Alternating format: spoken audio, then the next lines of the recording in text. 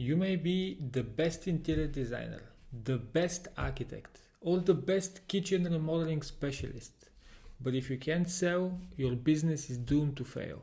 Over the last 2 years, we've worked with many different home improvement businesses just like yours, and we've gotten them many leads, but unfortunately, some of them just couldn't close the deal. After a while, we figured out that there are three main mistakes that most of those home improvement businesses were making that were stopping them from selling their service.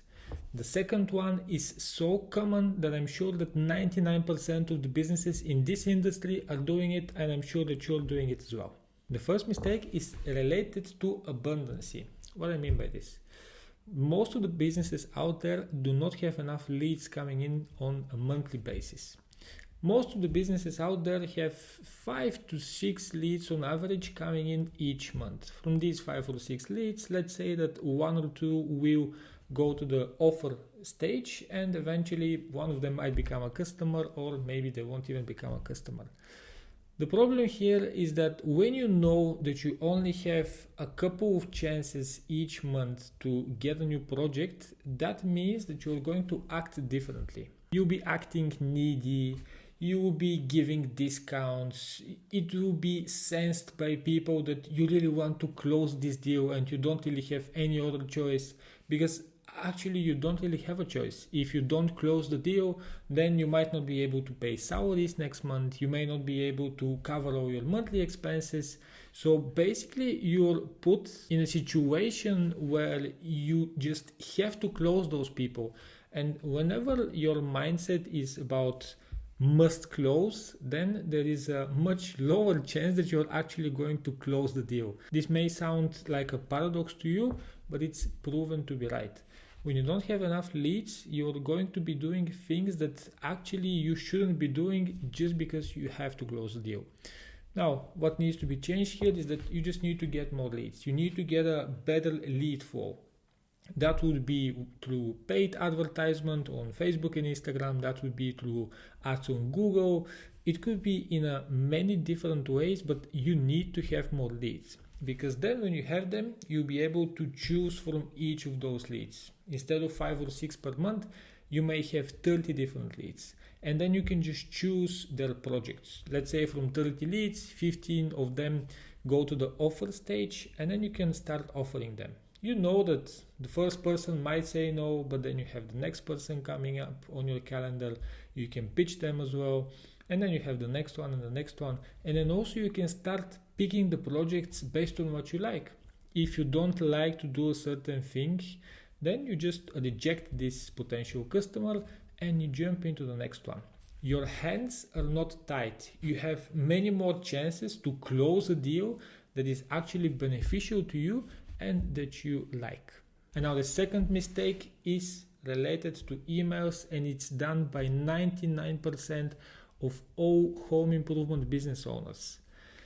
It's the fact that whenever you have an offer ready for a potential customer, instead of presenting it on a live call or in a live meeting, you are just sending the offer via email. Here is the problem with that. When you send the offer via email, there is no way that the person can actually ask you questions. Yes, they may have questions that they can send you over the email, or they can send it to you over chat, but that way it's a much bigger hassle for them. If the questions pile up and they become 3, 4, 5, 10 questions, then chances are they're not even going to ask you those questions. They're just going to reject your offer and they're going to move on to the next specialist on their list. It will be much better for you to set up a meeting, a live meeting, where you can explain the whole offer, and that way you can convince people much better. They may have a quick question that you can immediately answer, and once you have those answers ready, they know that you're an expert and they will trust you even more to make the final decision that will be in your favor. Another problem that I see with this whole method of sending an offer via email is that all your competition is doing the same. And when you're the same like them, what do you think the customers will do? They receive, let's say, 10 offers for what they want, and they go through each one of them. And they all say the same thing. Let's take, for example, interior design. You're going to create the project, then you're going to manage the implementation, and that would cost, let's say 5,000.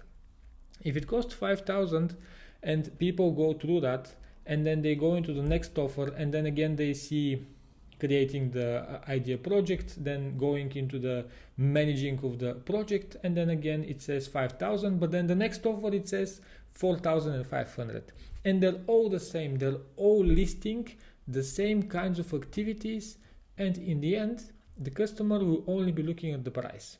If everything is the same when it comes down to the offer, the only thing that would be different would be the price. And then of course, if you're a customer, you would pick the option that is not as expensive as all the others. It's like giving you the opportunity to pick a phone.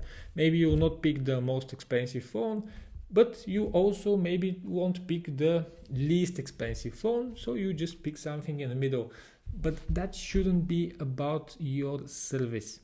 People should actually get to know you first. You should get to know them as well before you start working together. Because let's say that they do pick you after you send an offer through email. Well, maybe they're just not the person that you want to work with. Maybe they are someone who is going to ghost you, someone who is going to prevent you from giving the best that you can. And do you really want to work with such people? So never send an offer via email. Some people will ask you and force you to do it, but if they don't have 30 minutes for a meeting online or 1 hour for a meeting live, then they are not serious enough. And then the third mistake, which is as important as the first two, is the process that you have after the sales meeting is over. Let's say that everything goes well and now the people say they're going to think about it. That's totally normal. They want to think about your offer. They want to check out all the other offers that they have received and then take the best decision. But once you're in that period, some of the business owners I have seen, they just leave the people. They don't even contact them. They don't send them an email. They don't send them a message. They don't do anything. A good follow-up process will set you apart from your competition, and it will be increasing your chances of closing the deal a lot more. Don't just leave it to chance.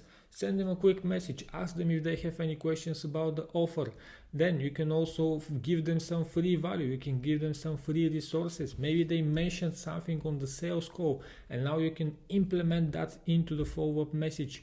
Or you can also use some tactics which are about getting an answer from the person. So these tactics would be, for example, telling to them that you're planning your next month and now you want to know whether you need to include them in the plans or not. There are many different tactics, but just don't ghost people that you have offered. Send them a message, 1 or 2 or 3 messages. It's much better to receive feedback, even if it's a negative feedback, rather than just being ghosted and not receiving anything from those people that you have sent an offer to. Even if you get 200 leads per month, if your sales process is not good enough, then no one can help you. You do need to work on your sales process. Every business is about sales and marketing. If you haven't realized that, you will soon do. Even if your product is amazing, even if your service is the best and most unique thing that anyone has ever seen, if you can't sell it, if you can't market it, then there is no chance that you're going to grow the business. Work on these 3 sales mistakes, improve your conversion rate, and your business will grow. And talking about growing your home improvement business, make sure you're subscribed to this channel because there is lots of content coming up that will help you do exactly that. And also remember, never settle for average.